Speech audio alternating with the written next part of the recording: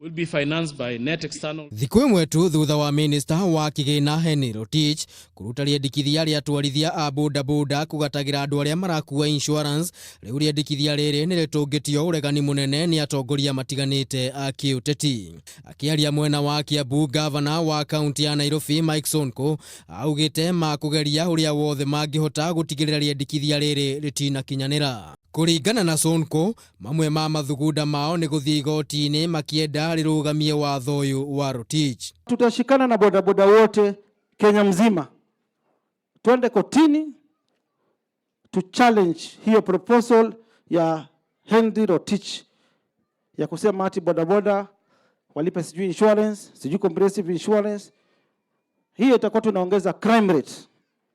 Crime rate ya Kenya itaenda juu kwa sababu wengi watashindwa kufanya kazi. Mwena-inĩ wake mũmbunge wa Gatundu ya Mũhuro Moses Kuria nĩ augire kĩrĩa atwarithia ya bodaboda mathũkũmaga nĩ kĩnini mũno na mangĩhinyĩrĩrio kũgata marũa maya nĩ kũmaikia nja wa biacara ĩno.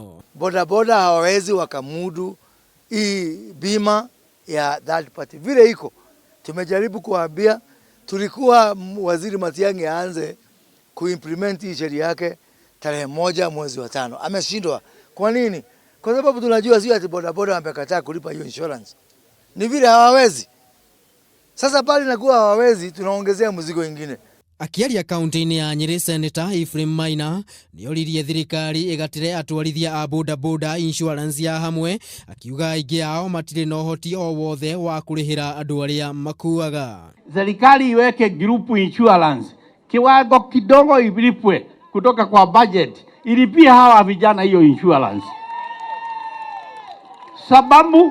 Sababu wengine hawa watu wa bodaboda hata hawaendi nyumbani na shilingi 100. Muthenya wa ira kĩama gĩa atwarithia a bodaboda ona kĩo nĩ kĩrareganire na rĩendekithia rĩrĩ, gĩkiuga ikinya rĩrĩ nĩ rĩkũmathinĩkania nja wa biacara ĩno. Ngĩribotera Kameme TV, mũtambũrũko wa mohoro, rĩtwa rĩakwa nĩ Maina wa Mwangi.